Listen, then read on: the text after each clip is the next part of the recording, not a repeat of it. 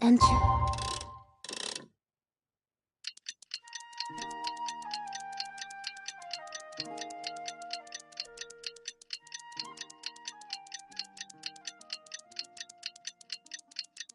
Stamp load. It's finally time to meet up with everyone! I might even...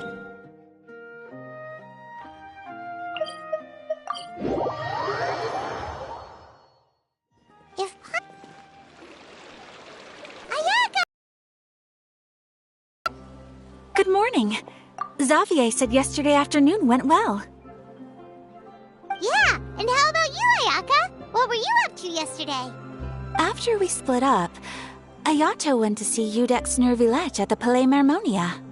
I was originally thinking of going with him, but he said he could manage it himself.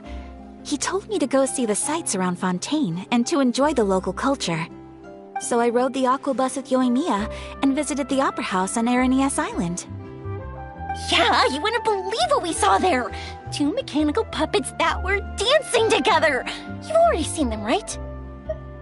Yeah, those two! Amazing, aren't they? We sat and watched for quite a while. It was mesmerizing. Like we could keep watching them forever. Oh, it was the same for us the first time we saw them, too! Afterwards, we went swimming at the beach! Well, diving, to be exact. It was the first time I ever breathed underwater! I held Ayaka's hand and we counted down together. 3, 2, 1, and then splash! We were beneath the waves.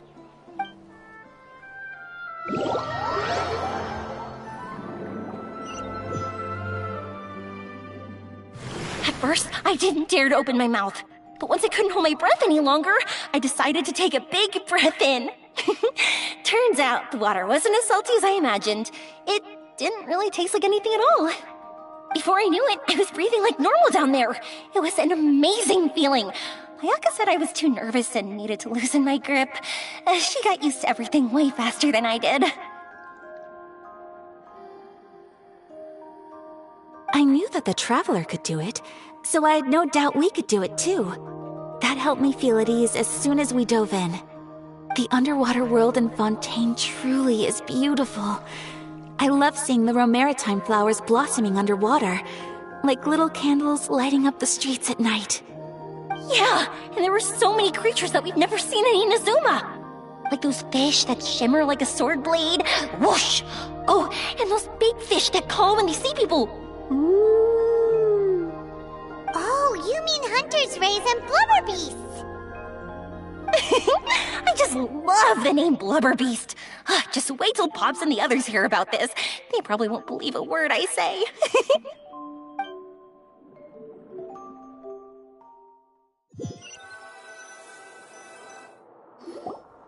Yoimiya was down there for quite a while.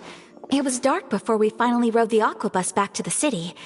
I figured she'd want to sleep in today. Yeah, even I was worried that I wouldn't be able to get up. I still felt like I was drifting in the waves when I went to sleep last night.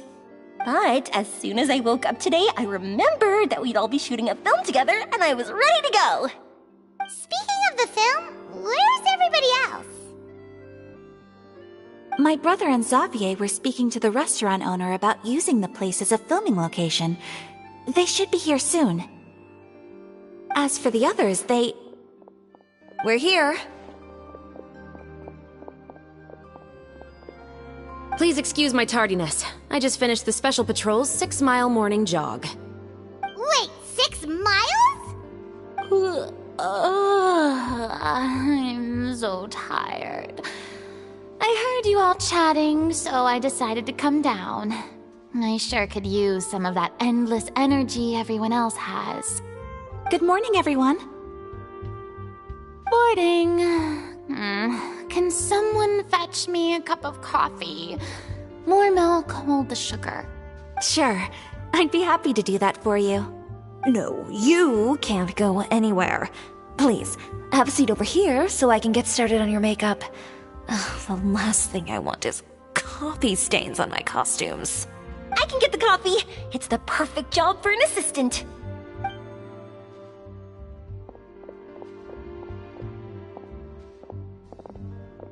So much energy. Seriously, what's her secret? Oh, Yoimiya's always like that. But you sure look exhausted, Farina. It's because you're not used to waking up so early, huh? Of course not. I spent the whole night reading the novel from cover to cover, marking sections that either need to be omitted or adapted. Wow, Paimon didn't expect you to be so thorough. Well, I was the biggest star in all of Fontaine after all. It takes more than just a pretty face to earn a reputation like that. I know how to get serious when the situation calls for it. I went all out when I was acting as an Archon, so why wouldn't I do the same for my own life? Here's your coffee, Director Farina.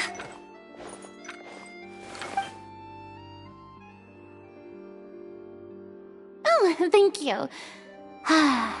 The sound of being called director and the aroma of coffee feels almost as refreshing as hearing the birds chirping in the morning.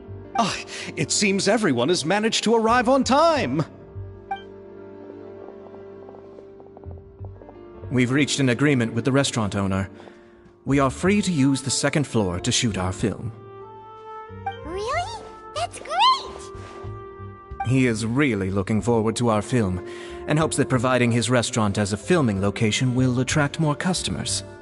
Well then, Mr. Xavier, I'll leave the rest to you. Okay, thanks. First, I'd like to introduce our new members. This is our prop manager, Veronique. She'll be in charge of all the film's props and items. And this is Bonneau, our lighting technician. He'll be in charge of lighting and illumination to set up each scene's atmosphere. Wow, sure feels like we have some real professionals joining the crew now. First of all, please allow me to first express my sincerest gratitude to everyone in the crew. When my investor informed me yesterday that he wouldn't be able to provide the funds, I really thought that this was the nail in the coffin for this film. I had no idea that I'd find so many people willing to help me on such short notice. Thank you. Thank you all from the bottom of my heart. No need to be so cordial, Mr. Xavier. We're all honored to be a part of this. Your works made a profound impression on me when I saw them back in Inazuma. I am sure that someday, this film will be remembered as a prime example of cultural exchange between Fontaine and Inazuma. Yes, the story is the reason I agreed to join. I can't bear to even imagine what this film would look like without the very best director. Anyway, I would like to make a promise to everyone that as the producer of this film, I'll do whatever I can to ensure that everything goes as smoothly as possible. This is not just my film. It also embodies the thoughts and feelings of every person here, as well as the endless effort we are about to pour into it. So, without further ado, The Two Musketeers will officially begin filming now! You may take it from here, Director Farina. All right, listen up, everyone. The first scene takes place when the two young musketeers are living at the Baron's home, still unaware of all that is about to happen to them. We'll need props and lighting to set the scene. Our lead actors can go get their makeup done, and extras, please take this time to go over your positions. Whoa, seems Farina's really kicking things into gear as the director. Is everyone clear? I don't want anyone traipsing around the set like umbrella finches. All right, cameras will start rolling as soon as the set is ready. Let's make a film that'll make some serious waves in Fontaine. Not the kind of waves that drown people. I mean, the good kind of waves. Seems like she's still a bit traumatized by that. Anyway, let's go see if there's anything we can do to help.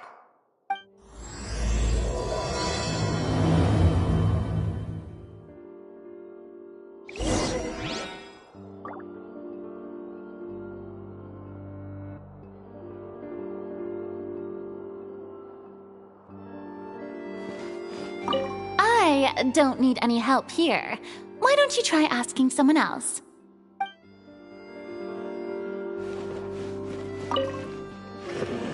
How about here? A little more to the left. You got it.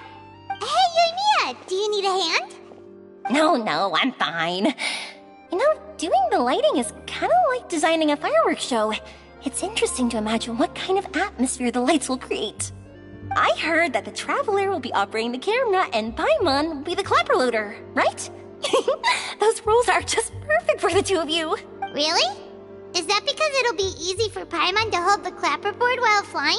Well, sure, there's that, but that's not exactly what I meant. I just think that after all your journeys together, you two must have developed a super close bond and just naturally know how to work with each other. If I'm not mistaken, the director will want the cameras rolling as soon as the clapperboard goes clack. Oh, I see. It's amazing to see the magic behind filmmaking. Yoimiya, we need lights over there, too. Oh, on it! I've got to get back to work. Chat with you later. Oh, it's exciting to see so many people working together to bring the film to life.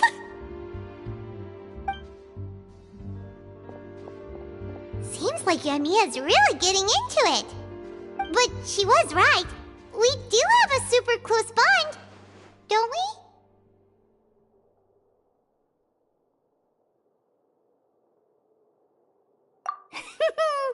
Paimon's really happy to hear that.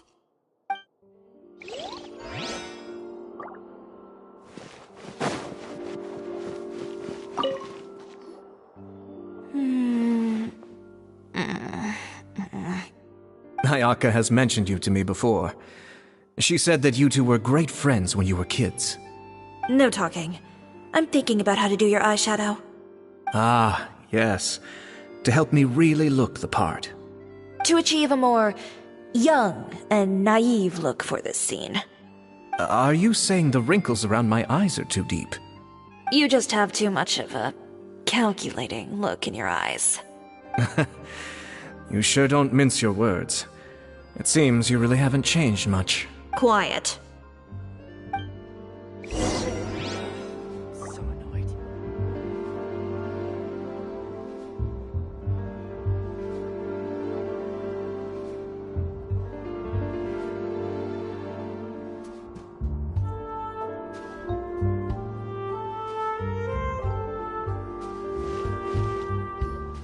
So, this is a real musket?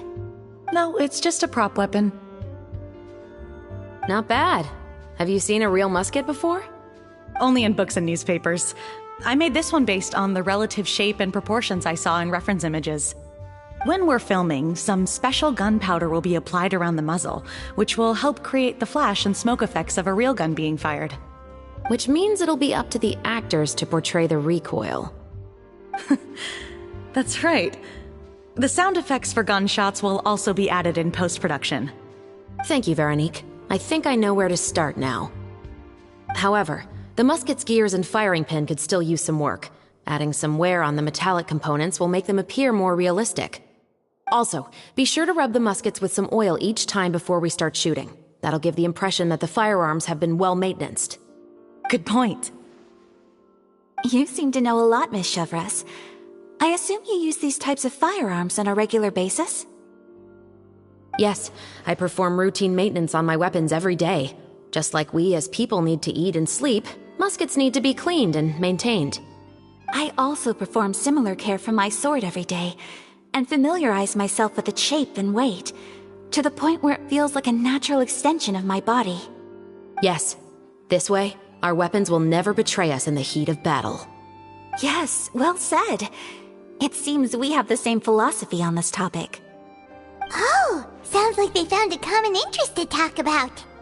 Though these props differ from the muskets I use, I can still give you some pointers. Good. I look forward to your instruction.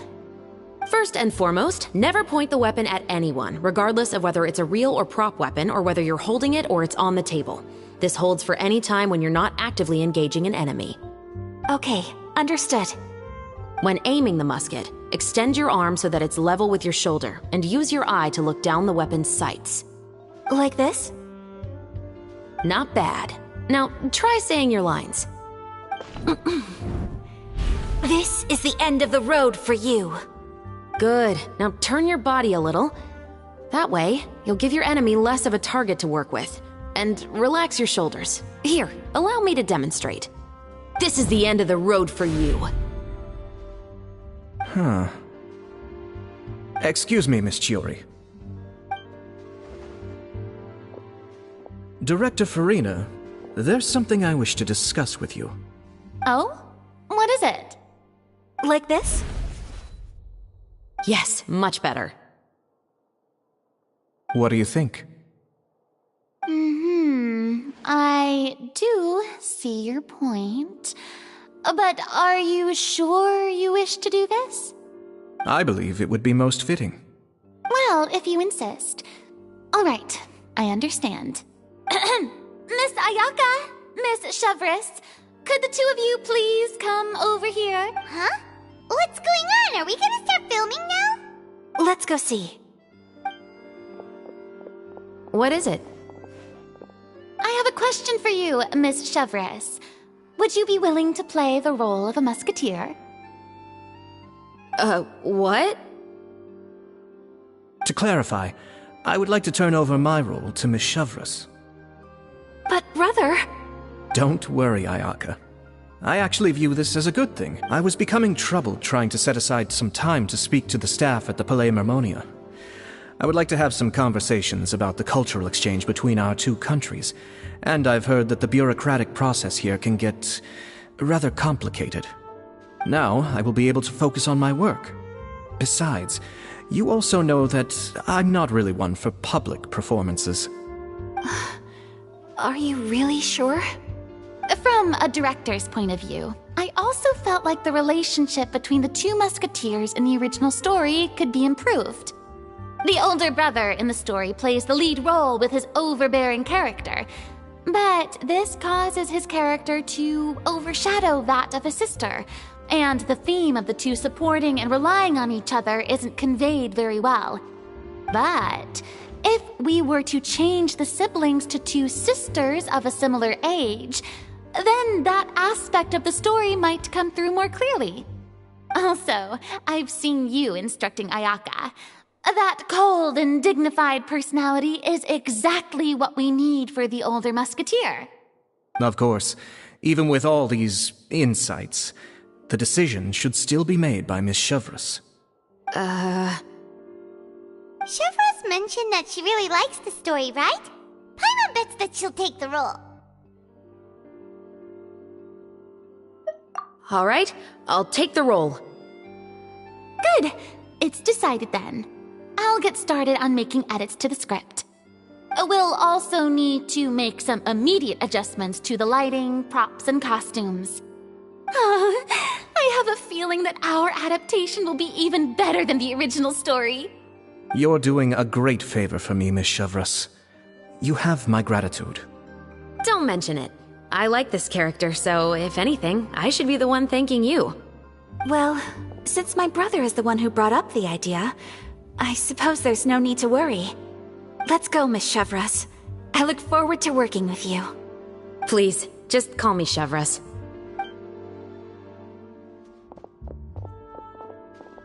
Seems like you're really going out of your way to solve the problem I was having with your makeup. Surely you jest, Chiori. I assure you that I was mostly motivated by a desire to spend more time on formal business.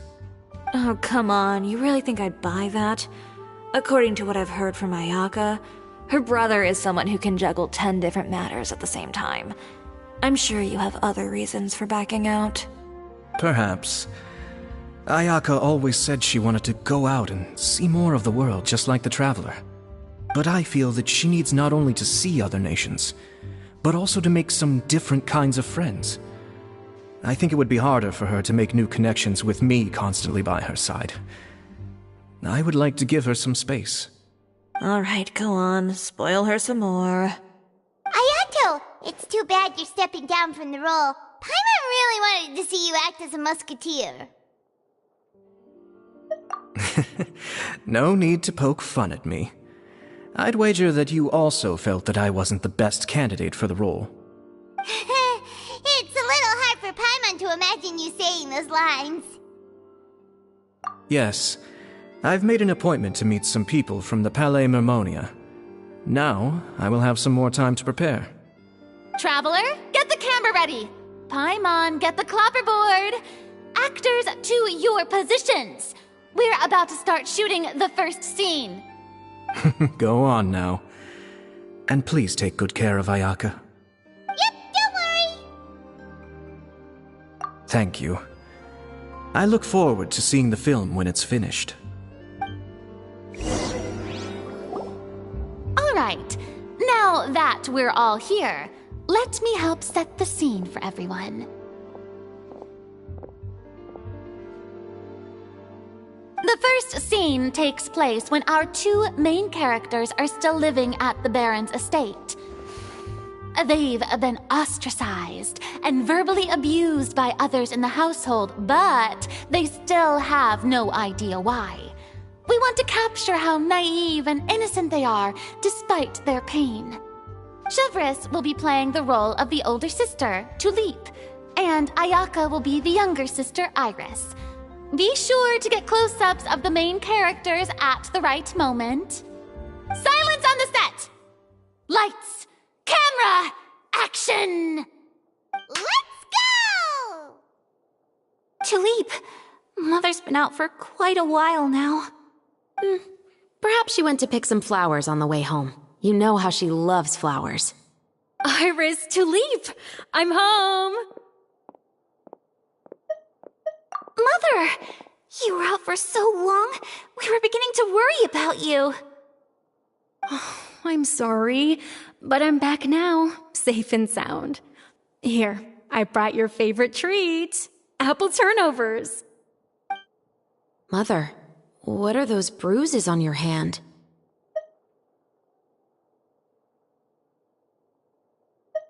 Huh? What bruises?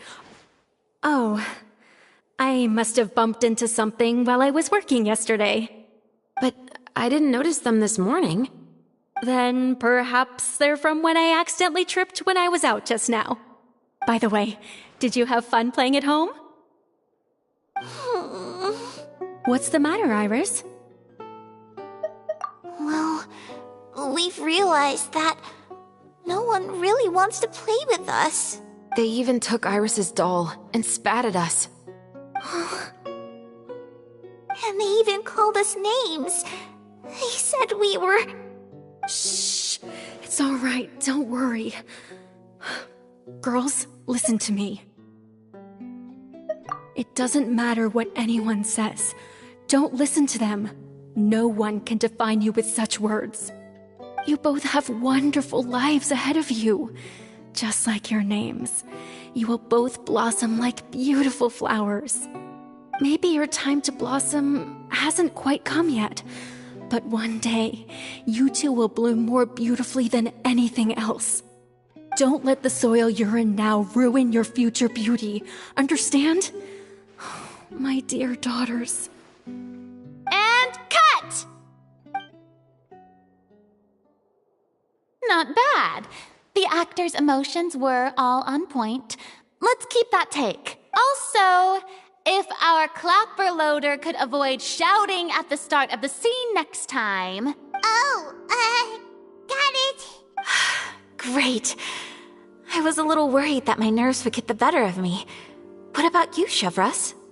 I felt fine. The lines weren't too difficult at all. Seems like Farina must have adapted the role nicely. You two were great. I couldn't tell it was your first time acting in a film. You should have more confidence. Thank you for your encouragement. Positions, everyone! We'll move on to the next scene after we try a few more camera angles.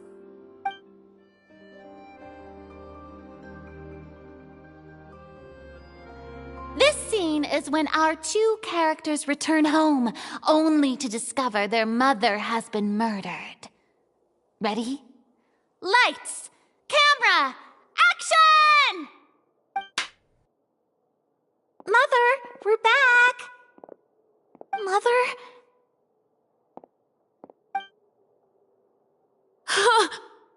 What's wrong, Tulip? Iris, stay away! Huh? Why? What's... Mother! Mother... She's... Huh? There's poison in this cup. Huh? I could have sworn I've seen this kind of cup before. Those aristocrats. They didn't even try to cover up their actions.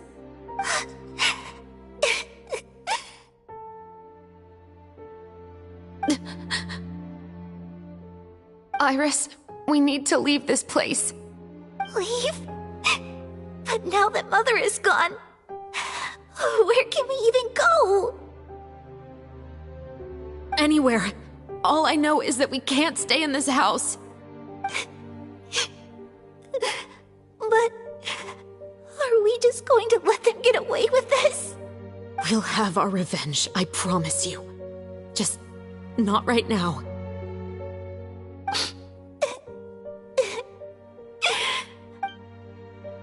Come on, let's go. No, wait. We can't just leave Mother here like this. At least let me leave this rose with her. That's why we went out in the first place. To buy her this flower. All right. Goodbye, Mother. We'll avenge you. Someday. And cut! Beautiful! Great performance! Oh my, you're so amazing, Ayaka! And were those real tears I saw? How did you do it? I was surprised too. Thank you for the kind compliments. Actually, as soon as Director Farina said action, I told myself not to think about anything. I just felt the weight of the moment and became the character. It's quite similar to practicing the art of the sword. You clear your mind and focus only on what's happening in front of you. Ayaka's performance was amazing. Have I discovered an acting prodigy? Pipe down, everyone! We need to move on to the next scene!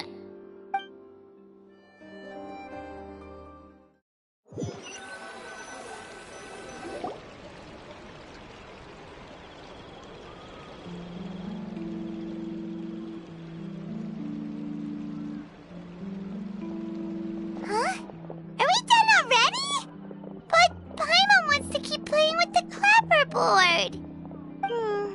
How do you feel, Traveler? Is your arm sore from holding the camera all day? Good work, you two. You too, Shivers. You were quite the actress today. I've read this novel many times before. I have a good grasp of my character's mindset. Anyway, do you remember my request from yesterday? Oh, right! We were having so much fun that Paimon nearly forgot! You have a case where the murders seem really similar to the cases in the novel, right? So, how are they similar exactly? In the story, the main characters grow up to become two musketeers, always using their guns to carry out their revenge.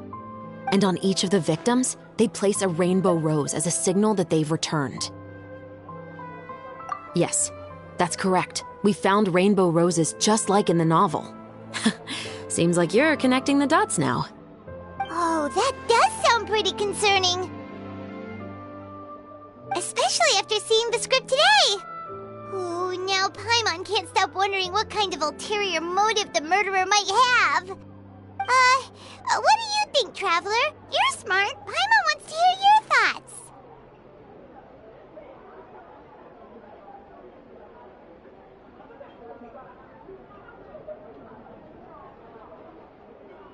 Good. On behalf of Fontaine's Special Security and Surveillance Patrol, thank you for your dedication to justice.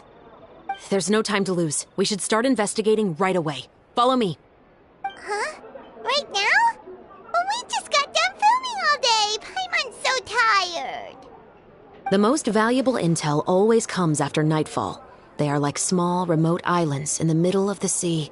If you don't stay vigilant, you will pass right by them in the fog.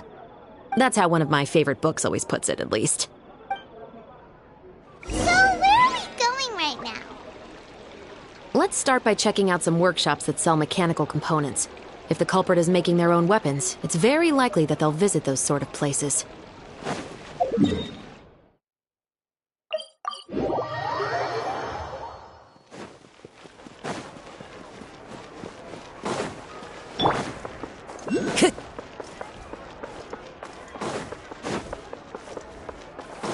Time to go. Welcome to LeChaux's Clockwork Workshop. How can I help you? Hello. I'd like to know if anyone has purchased some special components lately. Special components? Sorry, could you be more specific? I mean the kind of components that aren't typically used for clockwork toys, but for firearms. Huh? For firearms? No, we don't sell those sort of things here. Don't misunderstand. I'm not here to cause any trouble. We are merely investigating a case, and we're hoping that you could cooperate. Well, to be completely honest, I'm not even sure what kind of components that would entail. Has anyone ever purchased components here as an individual rather than on behalf of an organization? We have a lot of customers who buy toys, but those who buy components are all regular customers who buy in bulk on behalf of their organization. Is that so? I understand. Thank you for your cooperation. You're welcome. It's the least I can do.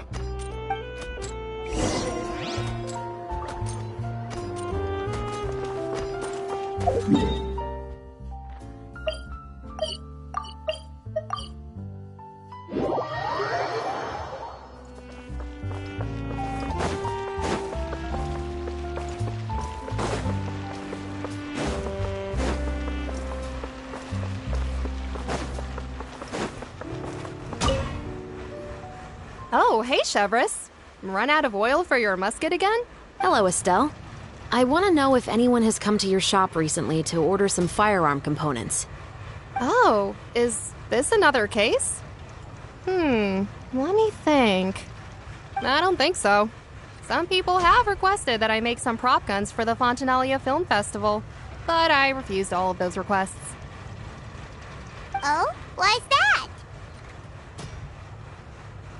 Because there's no profit! I only make things here that can do some real heavy lifting. I don't have the energy to make some new molds just for the festival. Then has anybody come specifically looking for mechanical components? Well, I usually sell off my scrap to the Fleuve Cendre. I don't typically give them to one specific person. I understand.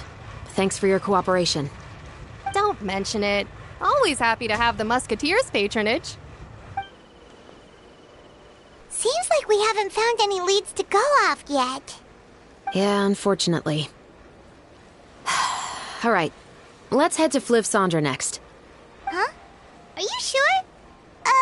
People might not be so thrilled to see the captain of the special patrol there. You think so, huh? Then I guess you don't know. Huh? Know what? That I grew up in Fleuve Cendre.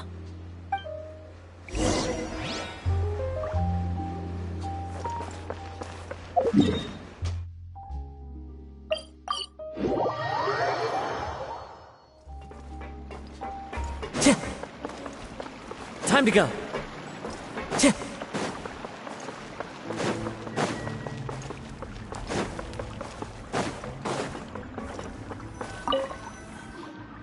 What's all this?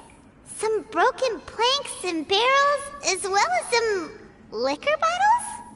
Yes, but have a closer look, Paimon. Even though somebody has purposefully tried to clean them up, these are obviously marks from musket bullets. In other words, someone was here trying to improve their shot. They were using the barrels and bottles for target practice. Could it have been the killer? Your guess is as good as mine. Although many people at Fleuve Cendre own guns, few hide the fact from others. And even fewer would go to such lengths to hide markings from practice shots. Anyway, let's go. There...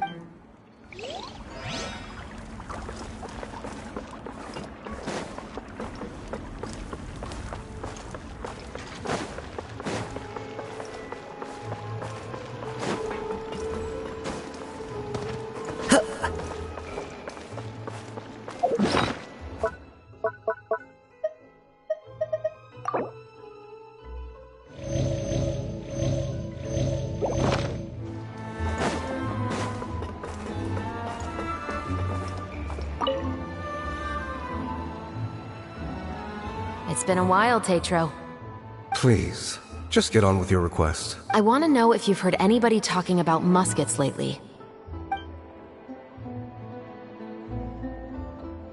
Information isn't free, you know. I've heard that bandits have been extremely active in the countryside recently, and they've been affecting the delivery of goods to Poisson. I can allocate some more manpower to help out with that problem. What do you say? You're still as helpful as ever. One of our men got drunk at dinner about a month ago and lost his gun. 3 days later, it turned up in the corner here. What's weird about that? He just forgot where he put it, right? This is Fleuve Cendre, my friend. Anything of value left in the tavern won't ever make it to the next day. But that gun turned out to be an exception. It didn't get any new wear and tear on it, and didn't even appear to have been fired.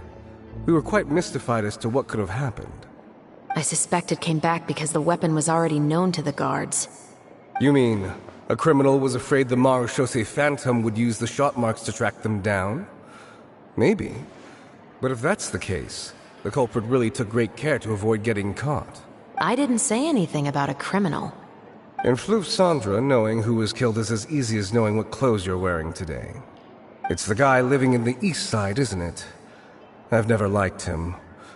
Every time he's here, he just orders a drink and sits there with a nasty look in his eyes. So, who was the one who lost the gun in the first place? Don't bother. Even if you ask, he wouldn't admit to owning a gun to some strangers. Not to mention the captain of the Special Security and Surveillance Patrol. He's right. I know you grew up here, Chevres. Even though you're on good terms with the Spina, you've still been gone too long. Not many people know you here now, and a lot of people don't like the Special Patrol. I know. So take my advice and don't show your face too much around here. It's for your own safety. I'll come and go as I please, and I'm afraid I'll be appearing more often due to my work. All right. Don't say I didn't warn you.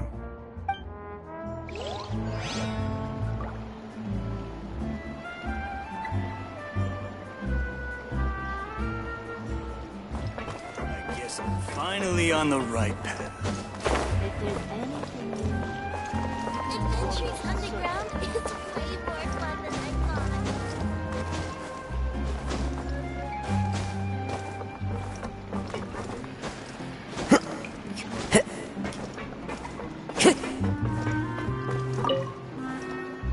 Hello, I'd like to ask some questions. I don't know anything. Don't worry, I'm not here to arrest anybody. You say that now. It's the truth. Here, take this as my guarantee. Wait, did Paimon just see what she thinks she saw? Is the captain of the Special Patrol bribing a citizen? Seems you're different from the other guards. What do you want to know? Have you heard anything related to muskets in Fleuve Cendre lately? Anything at all? Muskets, huh? All I know is that about 2 weeks ago, we started hearing some loud noises at night. So loud that it's been waking me up. Were they gunshots? Possibly. It's hard to tell around here. Someone's house collapsing, a pipe exploding somewhere, it's all the same. But the noises I'm talking about definitely happened after I fell asleep. Do you know where the noises were coming from? I don't remember clearly. Is it that you don't remember, or that you need to think about it some more? You tell me. Then please, think about it some more. She's giving her even more Mora!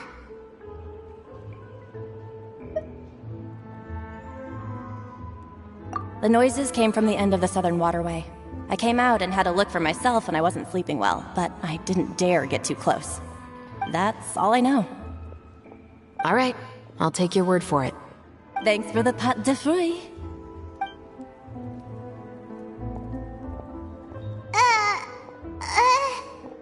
No need to be surprised. I grew up here, remember? I know how to get people around here to talk. My apologies, I'm all out of sweets. Though I do have some other tempting snacks in my custody. Fries, fried chicken, and even onion rings. But taking care of junk food is my responsibility. You're better off sticking to your normal, nutritious diet. Now then, let's keep going. Seems like that's all we'll be able to uncover for today. Paimon feels like we managed to learn a lot more here than up on the surface. Yes. Assuming that everything we found is indeed connected to our suspect, then their timeline was probably something like this. A month ago, our suspect found a gun and took it home to disassemble it. Once he'd figured out its mechanics, he brought it back. In the following weeks, he used some parts to create his own makeshift musket, and took it to the Fleuve Cendra for target practice. Then, a few days ago, he found his target and carried out the murder. Once the deed was done, he left a rainbow rose on the body, just like the scene in the novel. That all makes sense to Paimon, but we're still no closer to figuring out the killer's identity. The deceased was a resident of Fleuve Cendra. It's said that he was a poor, solitary man. Yeah, that's also something I'm trying to figure out.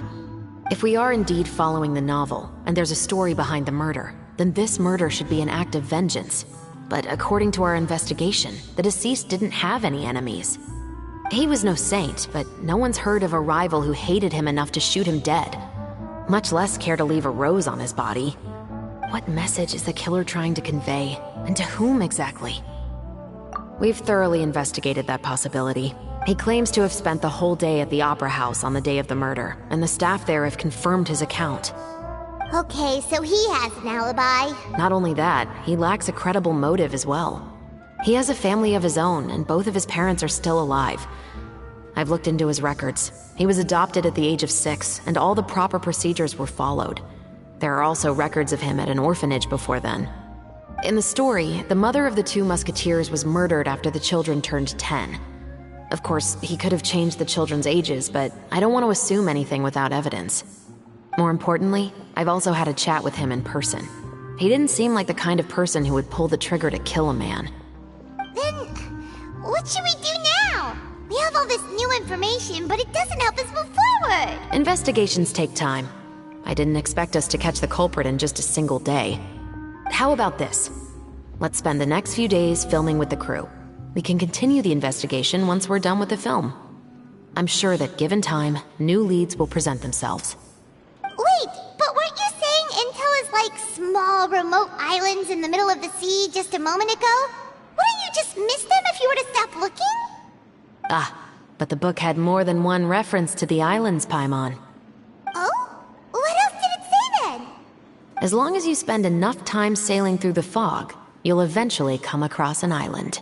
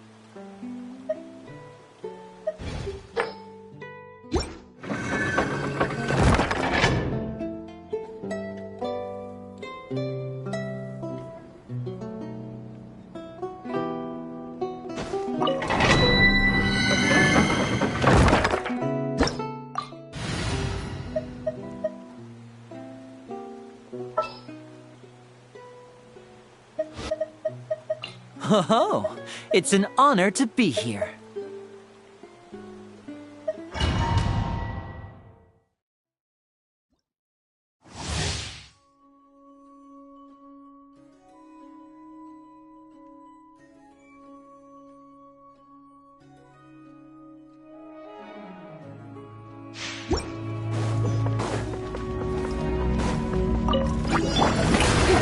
Clouds high, the birds call.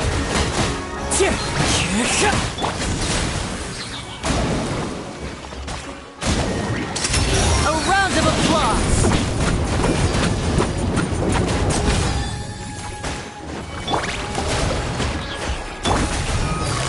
Quietly now. Step right up.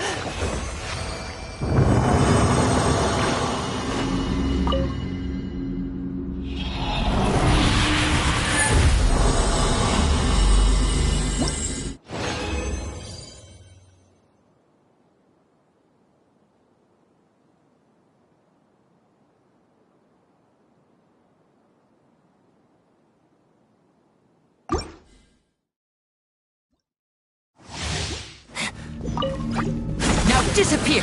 Let my name echo in song! Shower! Fallen leaves, adorn my night! The wind knows me. Busted! Here comes the catch. Here comes the finale. And voila!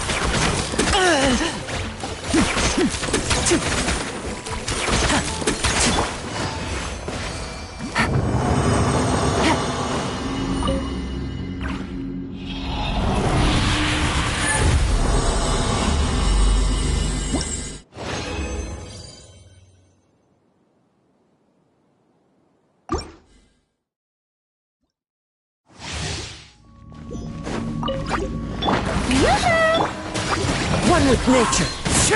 Clouds high. The birds call. Into the wind.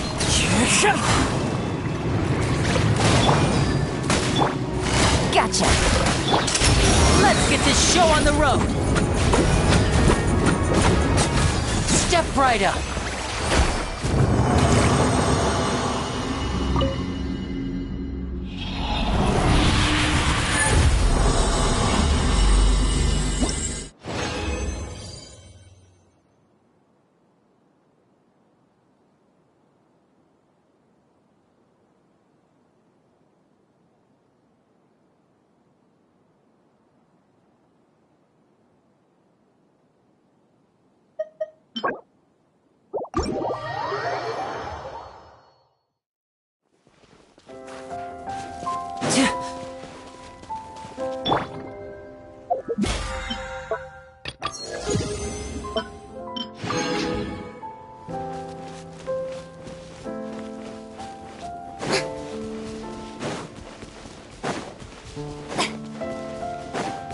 Strike a pose!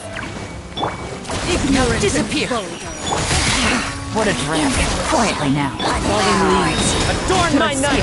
The wind knows me. Here comes the finale. Watch your foot. Pardon me. Out of my sight. How inconsiderate of me. Gotcha. Into the wind. Transgressions! Step right up.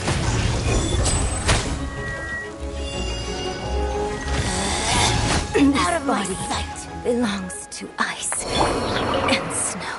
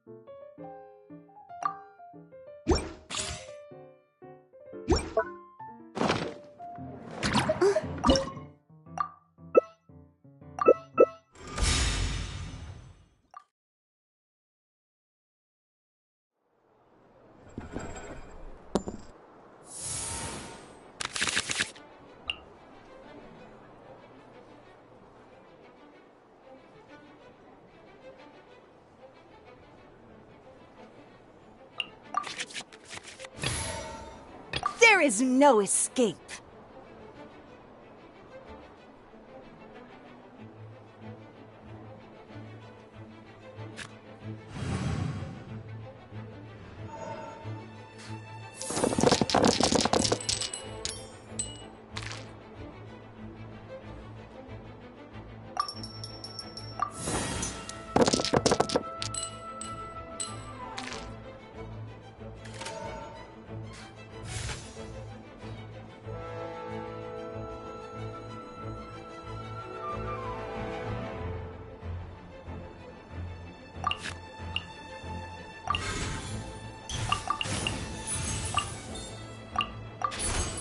In the image of the wilderness.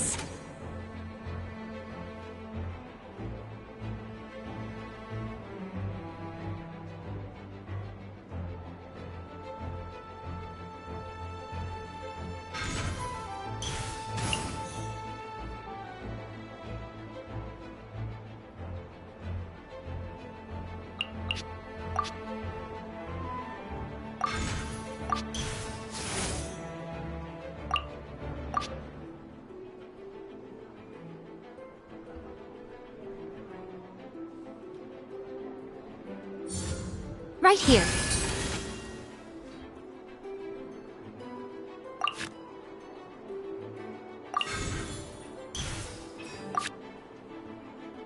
The threads of your fate lie in my hands.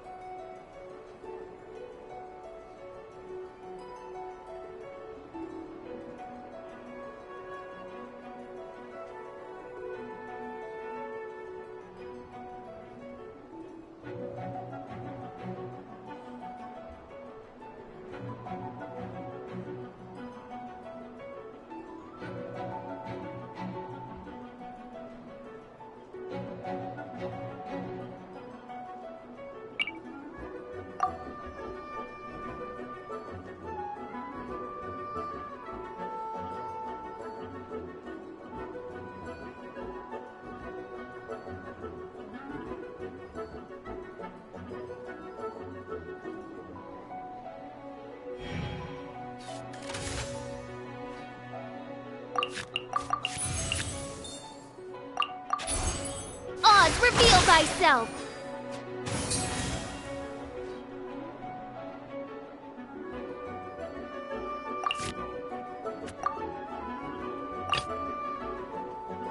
Let's go.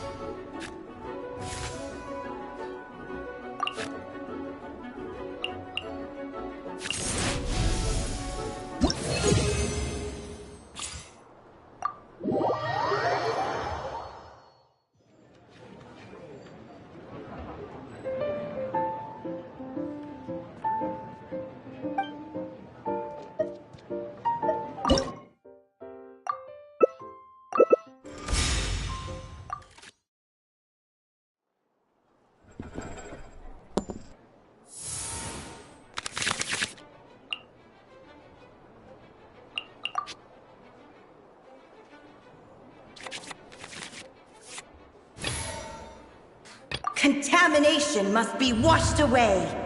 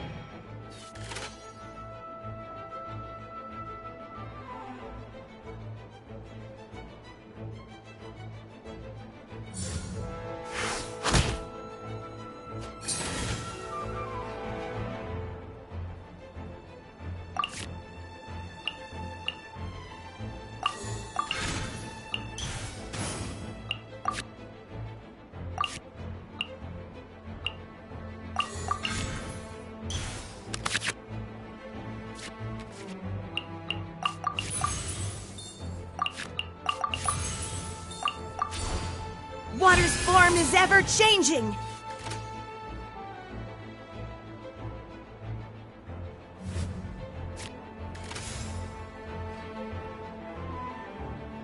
In the name of the Prinzessin!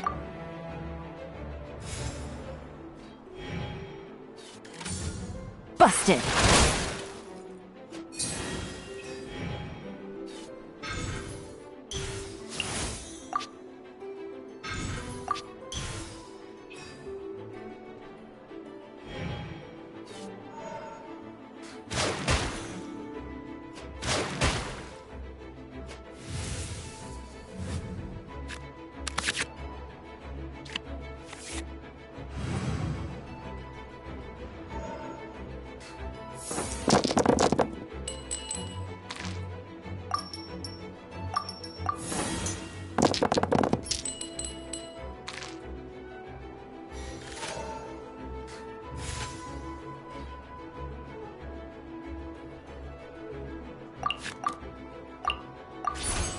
Oz, reveal thyself!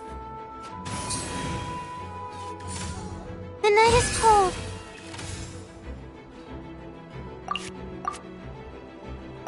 Let's go.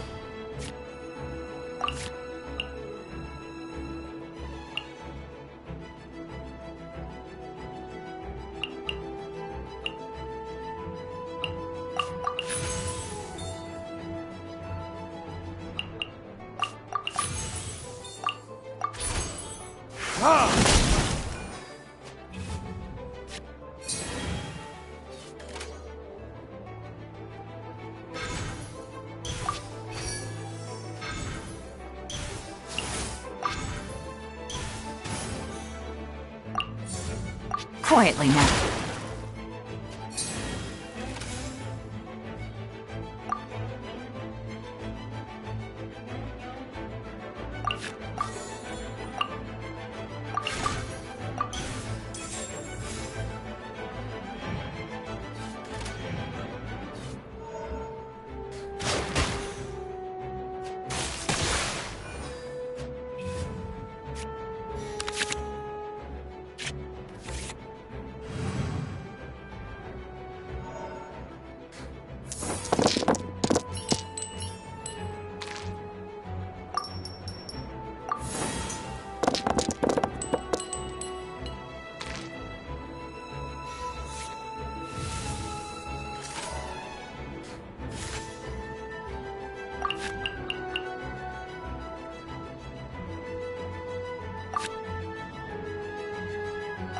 There is no escape. In the image of the wilderness. Don't be scared.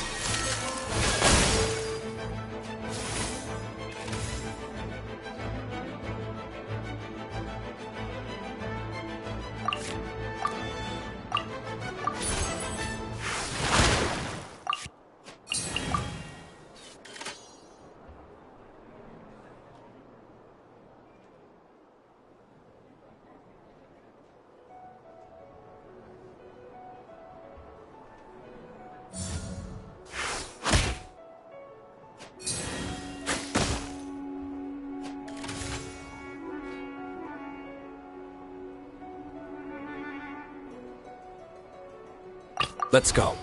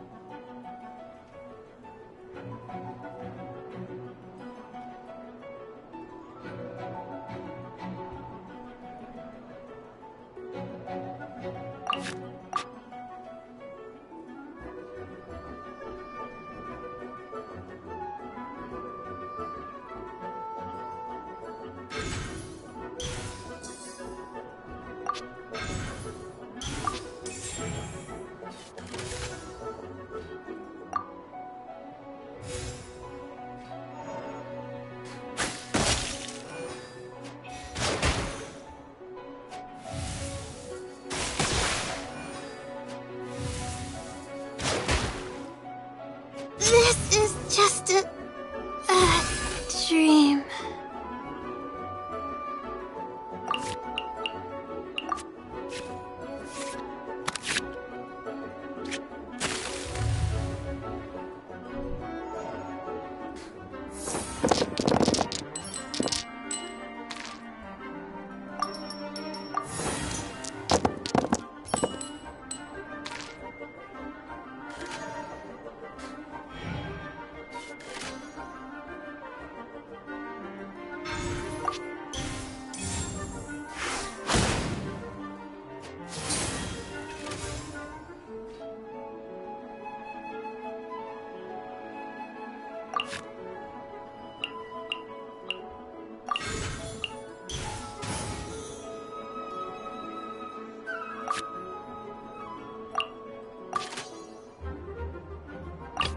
There is no escape.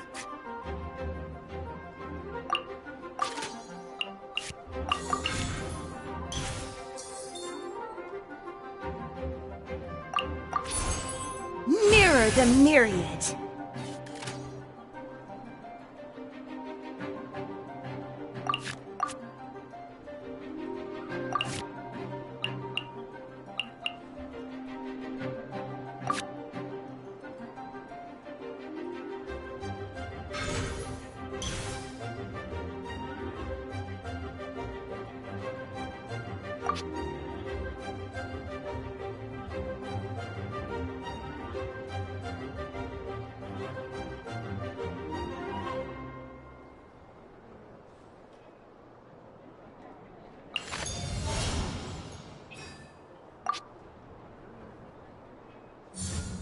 Now disappear!